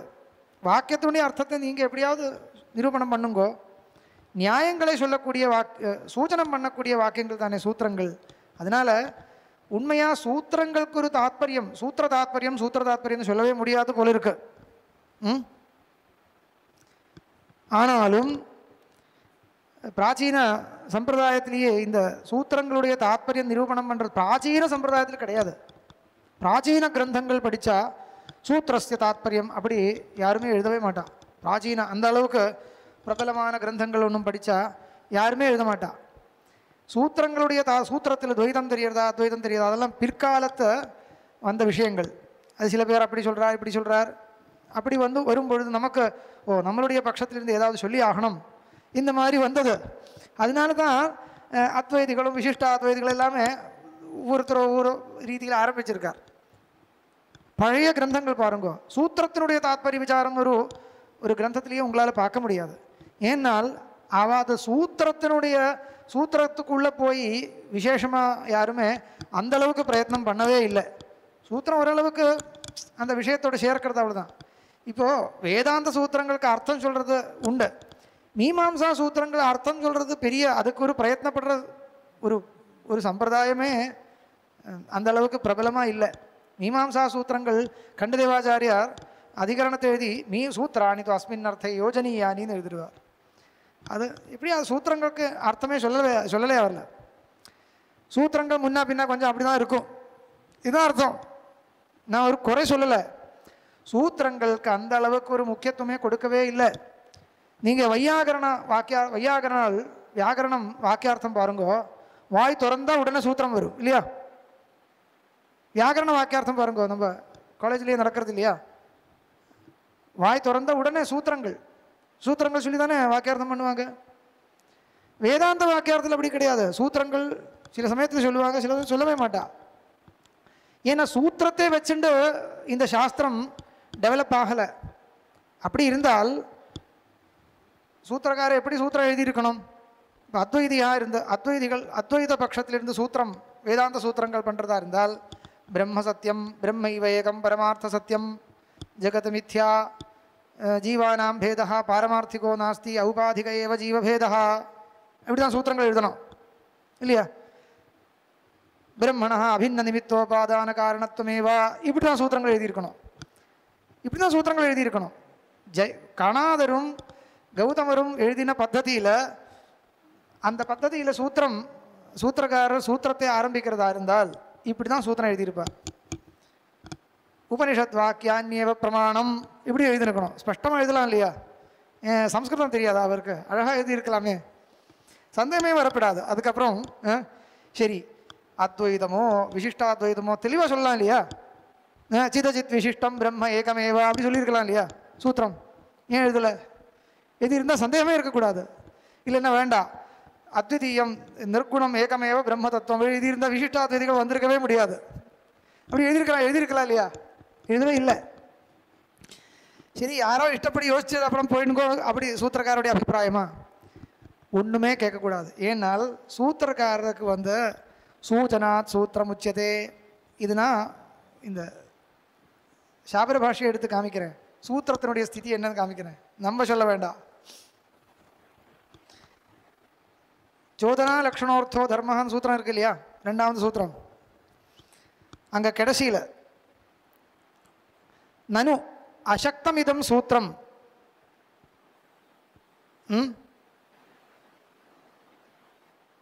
இமௌ அர்த்தௌ அவகமயித்தும் அபிவதித்தும். இப்போ சோதனா லக்ஷணோர்த்தோ தர்மஹா என்ற சூத்திரத்திலிருந்து 2 அர்த்தம் தேவைப்படுறது நமக்கு. 2 அர்த்தம். சோதனா லக்ஷணோர்த்தோ தர்மஹா ந இந்திரியாதி லக்ஷணः. தர்மः சோதனா லக்ஷண ஏவ சோதனைவ பிரமாணம் தர்மே, இது ஒரு அர்த்தம். இன்னொன்று அர்த்தஸ்ச தர்மோ ந அனர்த்தः. சோதனா பிரமாணக ஏவ தர்மः, இது ஒரு அர்த்தம். இன்னும் நிறைய அர்த்தங்கள் சொல்லலாம். ஜோதனைவ பிரமாணம், ஜோதனா பிரமாணம் ஏவ அர்த்த ஏவ தர்ம ந அனர்த்தா. ஒரு சூத்திரத்திலிருந்து பல அர்த்தங்கள் கிடைக்க வேண்டியதாக இருக்குது, பல அர்த்தங்கள் கிடைக்க வேண்டியதாக இருக்குது. அப்படி தான் சூத்திரம் வருது. இப்போ பாண்டியங்கள் சூத்திரங்கள் பார்த்தாலும் அப்படி தான் தெரியுது. இப்படி பார்த்தா ஒரு அர்த்தம், இப்படி ஒரு அர்த்தம், 2-3 அர்த்தங்கள் ஒரு சூத்திரத்திலிருந்து அவ என்ன சொல்கிறது நிஷ்காசனம் பண்ணுவாங்க, வெளியில் எடுத்துகிட்டு வருவாங்க. இப்போது 2-3 அர்த்தங்கள் ஒரு சூத்திரத்திலிருந்து கிடைக்கும்படியாக இருக்கே. நனு ஒன்று கேள்வி பண்ணியிருக்கார். ஏகம் ஹி இதம் வாக்கியம் தது ஏவம் சதி பித்தியதா சாபர பாஷ்யம். ஒரு வாக்கியம் தானே இது, ஒரு வாக்கியத்திலிருந்து பல அர்த்தங்கள் கிடைக்கிறதா இருந்தால் வாக்கியபேதம் ஒரு தோஷம் வருமே, பிரசித்தமான தோஷம், வாக்கியபேதம் தோஷம் வருமே. கேள்வி கேட்டு பதில் எப்படி சொல்கிறது பாருங்க. உச்சதே எத்திர வாக்கியாத் அர்த்தா அவகமியதே தத்திர ஏவம் தத்து வைதிகேஷு ந சூத்திரேஷு. நன்றாக மனசில் வைக்க வேண்டியது. எத்திர வாக்கியாத் அர்த்தா அவகமியதே தத்திர ஏவம் தத்து வைதிகேஷு ந சூத்திரேஷு. எங்கே வாக்கியத்திலிருந்து அர்த்தம் கிடைக்கிறதோ அங்கே தான் நீங்கள் வாக்கிய பேதம் அப்படியெல்லாம் கேட்க முடியும். அது வேத வாக்கியத்தை வச்சுட்டு வேத வாக்கியத்தை விசாரம் பண்ணும்பொழுது எப்படிலாம் கேட்கலாம், சூத்திரத்தை பற்றி விசாரம் பண்ணும்பொழுது கேட்கவே கூடாதுன்னு. இது வாக்கியமே கிடையாதா? வாக்கியாதர்த்தா எத்திர அவகமியதே தத்திர வாக்கியபேதா பிரஷ்டும் சக்கியதே. வாக்கியத்திலிருந்து அர்த்தம் கிடைக்கிற சந்தர்ப்பத்தில் 2 அர்த்தம் 3 அர்த்தம் எப்படி சொல்ல முடியும்? வாக்கியம் வித்தியத கலு, இல்லைப்பா இது வாக்கியமே இல்லைன்னு. அதுதான் இப்போ அபிப்பிராயம். இது வாக்கியமே இல்லை, இது வாக்கியமாக இருந்தால் நீங்கள் கேட்குறது ரைட்டு, இது வாக்கியமே கிடையாதுன்னு. ஏன் நீங்கள் சொல்கிறது கேட்டால் மேலே சொல்கிறார், அந்யதா அவகதே அர்த்தே சூத்திரம் ஏவமர்த்தம் இதம் இத்தியவகமியதேன்னு. கவனிச்சு பாருங்க. அந்யதா அவகதே அர்த்தே, அந்த சூத்திரத்தினால சொல்ல வேண்டிய அர்த்தம் உங்களுக்கு சூத்திரம் படித்தா தெரிஞ்சுக்கவே முடியாது. அந்யதா ஆச்சாரியாதிபியா அர்த்தே அவகமியமானே. ஓ இதமேவ அயமேவ சூத்திரஸ்யாப்பி அர்த்தா சூத்திரம் ஏவமர்த்தம் இத்தியவகமியதே. எப்படி இருக்கு? நம்ம சொல்லலை, சபரசுவாமி சொல்கிறார். அந்யதா அவகதே அர்த்தே சூத்திரம் ஏவமர்த்தம் இத்தியவகமியதே. அந்த நியாயம் நீங்கள் சம்பிரதாயப்படியாக அதை புரிஞ்சதுக்கு அப்புறம் சூத்திரம் படித்து பார்த்தா சூத்திரத்துக்கு இதுதான் அர்த்தம், அப்படி தான் கிடைக்கும். தேனச்ச ஏகதேச சூத்ரியதே இது சூத்திரம், சூச்சியதே இது சூத்திரம், இது அது கூட சொல்ல. ஏகதேச சூத்ரியதே இது சூத்திரம். ஏகதேச கஸ்ய ஏகதேச தத்ர பின்னயோரேவ வாக்கியயோஹோ இமௌ ஏகதேசௌ இத்தியவகந்தவ்யம். முடிஞ்சு போச்சு. பின்னயோரேவ வாக்கியயோஹோ, அங்கே அந்த வாக்கியத்திலிருந்து 2 பீஸ் எடுத்தது, இந்த வாக்கியத்தில் 2 பீஸ் எடுத்து சேர்த்து ஒரு வாக்கியம் மாதிரி பண்ணப்பட்டிருக்கு. இதுதான் சூத்திரம். எல்லா சூத்திரத்தையும் பற்றி சொல்லலை. பூர்வமீமாம்சா சூத்திரங்களும் இப்படி தான் இருக்குது, உத்தரமீமாம்சா சூத்திரங்களும் இப்படி தான் இருக்குது. அது ஜெய்மினியை அனுசரித்து தான் பாதராயணர் பண்ணியிருக்கார். இல்லைன்னா பாதராயணரே அனுசரித்து ஜெய்மினி பண்ணியிருக்கார். இவர் குருவோ இவர் சிஷ்யரோ ஒன்றும் தெரியாது, அது கதையொன்றும் நமக்கு தெரியாது, இப்படின்னு சொல்லுவாங்க. எப்படி இருந்தாலும் ஒரே சிஸ்டம். அது விசிஷ்டாத்வைத சம்பிரதாயத்தில் ஒரே சாஸ்திரம், அத்வைத சம்பிரதாயத்தில் சாஸ்திரம் வேறையாக இருந்தால் கூட சிஸ்டம் ஒன்று, சாஸ்திரத்தினுடைய பத்ததி ஒன்று, சிஸ்டம்னா பத்ததி மெத்தடாலஜி ஒன்று, நிரூபண பிரக்ரியா ஒரே மாதிரியாக தான் இருக்குது. இப்போ என்ன சொல்லியிருக்கார் அவர்? வாக்கியஸ்ய ஏகதேச சூத்ரியதே இது சூத்திரம். விஸ்தாரமாக சொல்ல வேண்டிய ஒரு வாக்கியத்தினுடைய அர்த்தம் சட்டுன்னு ஞாபகம் வரும்படியாக ஒரு வார்த்தை எடுத்து, இங்கேருந்து ஒரு வார்த்தை எடுத்து, அங்கேருந்து ஒரு வார்த்தை எடுத்து, ஒரு வாக்கியம் மாதிரி பண்ணப்பட்டிருக்கு. அப்படி தான் சூத்திரங்கள் வந்திருக்கு. அதனால் சூத்திரங்கள் படித்தால் வாக்கியமே இல்லைன்னு சொல்ல வேண்டாம், வாக்கியம் மாதிரி தான் தெரிகிறது. ஆனால் வாக்கிய பேதங்கள் மாதிரி தோஷங்கள் கொண்டு வந்து அதை இது பண்ணுறதுக்கும் அங்கே இடமில்லை, இடமில்லைன்னு சொல்கிறார் சபரசுவாமியே சொல்கிறார்.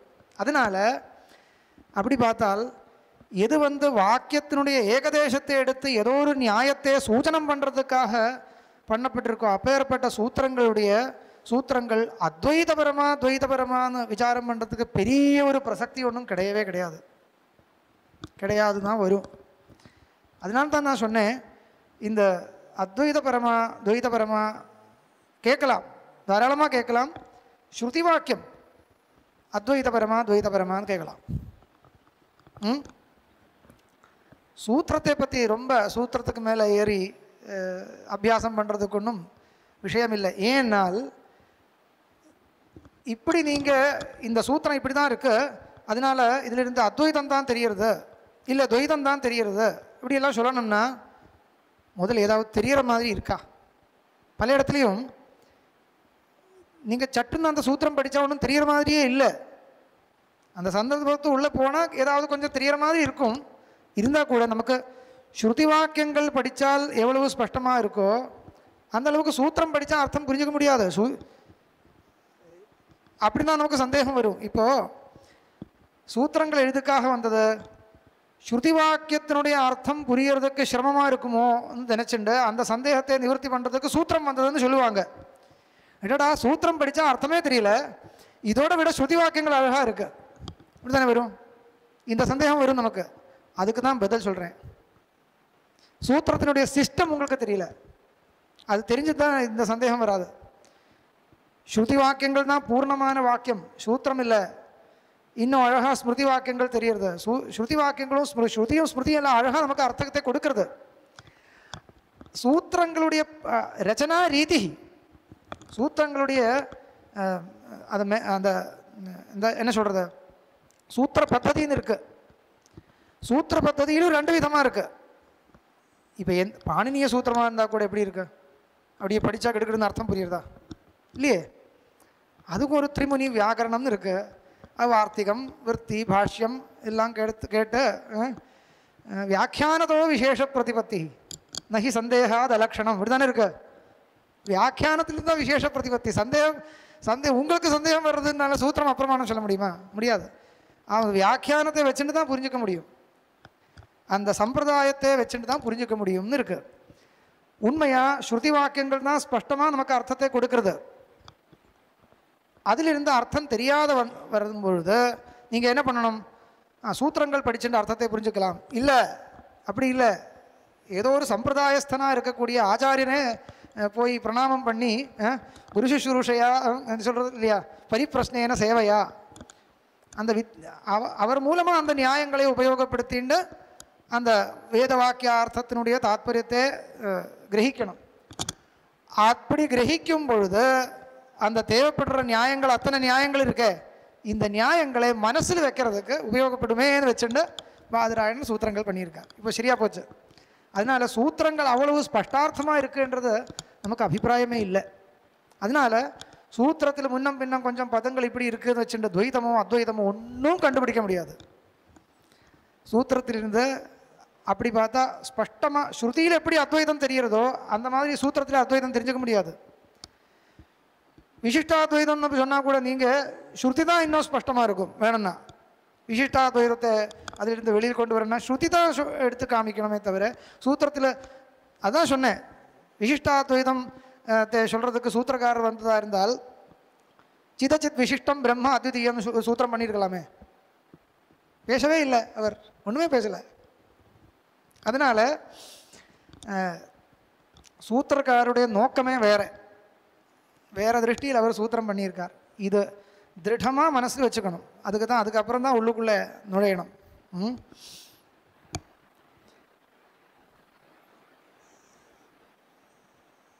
இப்போது ஒரு வார்த்திகம் சூத்திரத்தில் அர்த்தம் எப்படி சொல்லணும், ஸ்ருதிக்கு அர்த்தம் எப்படி சொல்லணும், இந்த சந்தர்ப்பத்தில் நிர்ணயம் பண்ணுறதுக்கு சூத்திரம் வந்ததுன்னு சொல்லுங்க. ஒரு அந்யோன்யாசிரயத்தை காமிச்சு பதில் கொடுத்துருக்கார். வைதிகம் ஜைமினியம் ச பட்ட வார்த்திகம் குமாரில பட்டர் சொல்கிறார், வைதிகம் ஜைமினியஞ்ச எத்திர வாக்கியம் விருத்தியதே யதாஸ்ருத கிரஹீதேர்த்தே தத்ரேதம் உபதிஷ்யதே அத்தியாஹாராதிபிஸ் சூத்திரம் நேயம். அத்தியாஹாராதிபிஸ் சூத்திரம் வைதிகந்து யதாஸ்ருதம் நேயம் விரோதே அந்யோன்யஸ்ய வைதிகானாம் பவந்துதே. அர்த்தம் சொல்கிறேன். சில சந்தர்ப்பத்தில் ஒரு அதிகரணம் வச்சுக்கோங்க, உங்களுக்கு அதிகரணங்கள் தெரியும். ஒரு அதிகரணத்தில் இருக்கிற சூத்திரம் ஒரு விதமாக இருக்குது, அதில் நிரூபணம் பண்ணக்கூடிய ஸ்ருதி வேறு விதமாக இருக்குது. அந்த ஸ்ருதி சந்தர்ப்பம் படித்து பார்த்தால் இப்படி தான் தெரியறது. சூத்திரங்கள் படித்து பார்த்தா சூத்திரம் கொஞ்சம் அந்த அர்த்தத்தை சொல்கிறதுக்கு கொஞ்சம் சரியாக இல்லை. அந்த சூத்திரத்தில் இருக்கிற வார்த்தைகள் அப்படி ஒட்டுறதில்லை. இப்போது சூத்திரத்தை வச்சுட்டு ஸ்ருதி வாக்கியத்தை வேறு விதமாக எடுக்கணுமா, இல்லை ஸ்ருதி வாக்கியத்திலிருந்து எது தெரியறதோ அதை வச்சுட்டு சூத்திரத்தை மாற்றணுமா ஒரு சந்தேகம் வரும். சூத்திரத்தினுடைய பதவிநியாசங்கள் பார்த்தால் சூத்திரம் படித்தா அப்படி தான் தோன்றது, நமக்கு ஒரு மனசில் வரும். ஸ்ருதி அந்த அந்த சந்தர்ப்பத்தினால் நிரூபணம் பண்ண வேண்டிய ஸ்ருதி சந்தர்ப்பம் இருக்கு இல்லையா, கான்டெக்ஸ்ட் ஆஃப் ஸ்ருதி, அது பார்த்தா வேறு விதமாக தெரியுது. இப்போ என்ன பண்ணுறது பார்த்தால் நமக்கு என்ன தோணும், வாஸ்தவமாக இந்த சூத்திரங்கள் ஸ்ருதியோட தாத்பரியத்தை நிர்ணயம் பண்ணுறதுக்காக புத்திபூர்வகமாக பண்ணப்பட்டிருக்கு, அதனால் சூத்திரத்துக்கு தான் முக்கியத்துவம் கொடுக்கணும், இதுதானே மனசில் வரும். அப்போது சூத்திரத்திலிருந்து எப்படி தெரியறதோ அப்படி தான் ஸ்ருதி வாக்கியத்தை மாற்றணும். இல்லைப்பா அப்படி மாத்திரதா இருந்தால் ஸ்ருதியில் பல விதத்தில் அத்தியாகாரம் லட்சணம் எல்லாம் தேவைப்படுமே, இருக்கட்டும் பரவாயில்ல, சூத்திரம் இப்படி தானே இருக்குது, சூத்திரத்துக்கு தானே முக்கியத்துவம் கொடுக்கணும். ஏன்னா சூத்திரங்கள் எதுக்காக பண்ணப்பட்டிருக்கு, ஸ்ருதியோட அர்த்தத்தை வியாக்கியானம் பண்ணுறதுக்கு தானே, அதனால சூத்திரத்துக்கு தான் பிராபல்யம் கொடுக்கணும். இல்லைப்பா ஸ்ருதி அபௌருஷயமாச்சே, அதெல்லாம் இருக்கட்டும், ஆனால் தாத்பரிய சந்தேகம் வரும் பொழுது சூத்திரத்துக்கு தானே பிராதானியம். அதனால் சூத்திரத்தை வச்சுட்டு தான் நம்ம சூத்திரத்திலிருந்து எப்படி தெரியறதோ அப்படி தான் ஸ்ருதி வாக்கியத்தை மாற்றணும்னா அதனுடைய அர்த்தத்தை கொஞ்சம் முன்ன பின்ன மாற்றி சொல்ல வேண்டியதை சொல்லி தான் ஆகணும். இதுதான் நமக்கு மனசில் வரும். ஆனால் குமாரில் பட்டர் என்ன சொல்கிறார், அப்படி இல்லைன்னு சொல்கிறார். அப்படி இல்லை, வைதிகம் ஜைமினியம் ச, வைதிகம் வேத வாக்கியம், ஜைமினியம் ஜைமினியுடைய சூத்திரங்கள், இது ரெண்டும் எத்திர வாக்கியம் விருத்தியதே, சூத்திரத்திலிருந்து கிடைக்கிற அர்த்தமும் அந்த சூத்திரத்தினால நிர்ணயம் பண்ண வேண்டிய ஸ்ருதிக்கு இருக்கிற அர்த்தமும் கொஞ்சம் விருத்தமாக தோணும் பொழுது என்ன பண்ணணும், வைதிகம் ஜைமினியஞ்ச எத்திர வாக்கியம் விருத்தியதே யதாஸ்ருத கிரகீதே அர்த்தே, யதாஸ்ருத அர்த்தத்தில் விரோதம் தெரியறதா இருந்தால் என்ன பண்ணணும், தத்ரேதம் உபதிஷ்யதே மயா உச்சதே அத்தியாகாராதிபி சூத்திரம் வைதிகம் து யதாஸ்ருதம் நேயம், சூத்திரம் அத்தியாகாராதிபி நேயம், வைதிகம் யதாஸ்ருதம். வைதிக வாக்கியத்தை அப்படியே வச்சுண்டு சூத்திரத்தை சரி கொஞ்சம் லட்சணையோ அத்தியாகாரமோ ஏதோ ஒன்று பண்ணி சூத்திரத்தை சரிப்படுத்தணும், வைதிக வாக்கியத்தை தொடவே கூடாது இவர் சொல்கிறார்.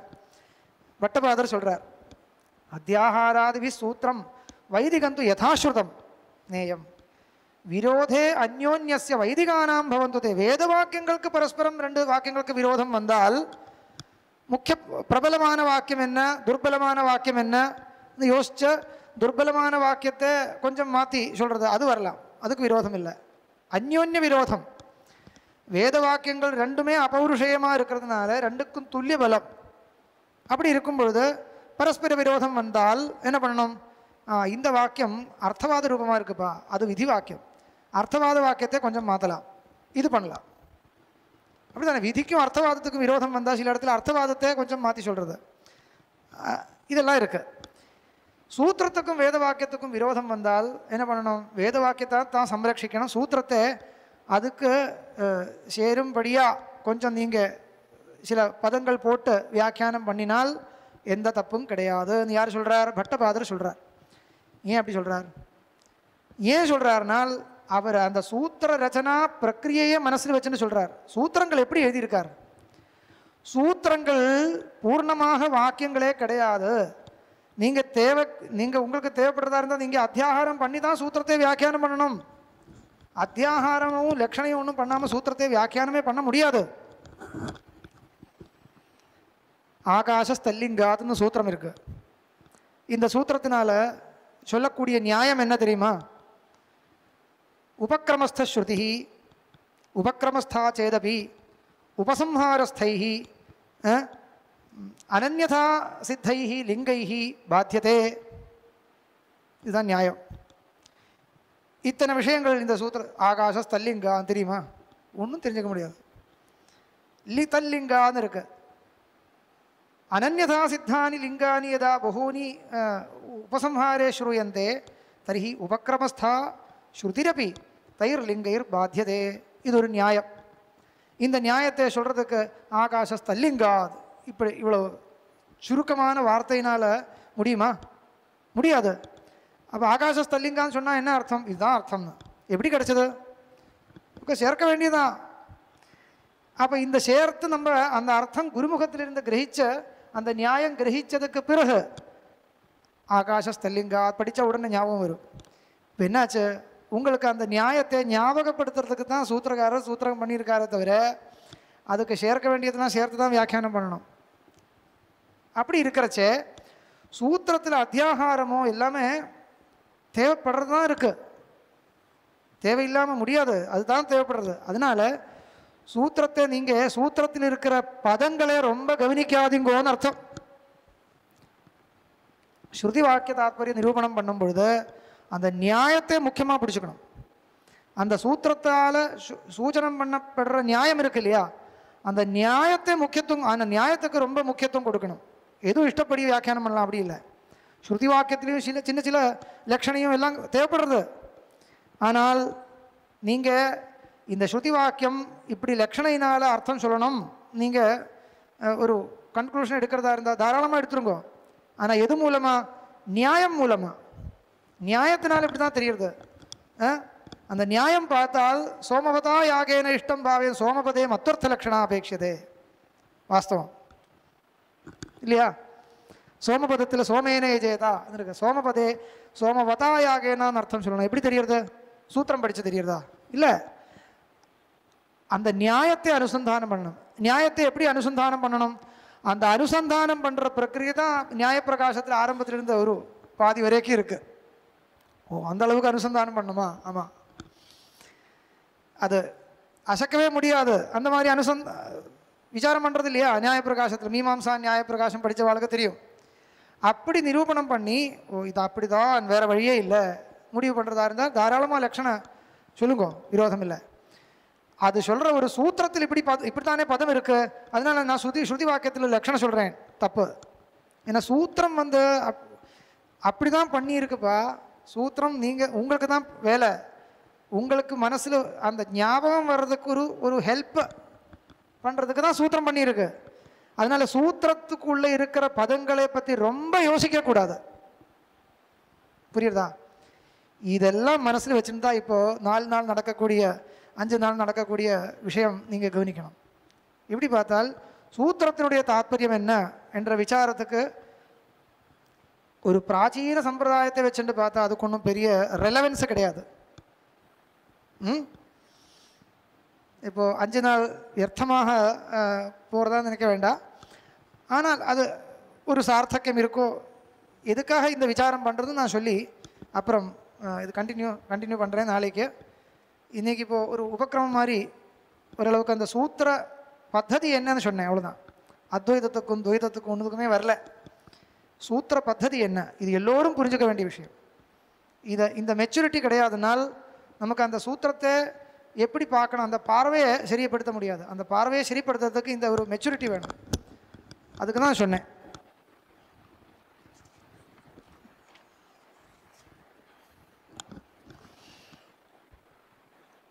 சரி, இன்னைக்கு இன்னைக்கு நிறுத்துகிறேன். அதுக்கப்புறம் கண்டினியூஷன் பண்ணலாம் நாளைக்கு. ஸ்ரீ குருப்யோ நமः. ஓம் தத்சத்.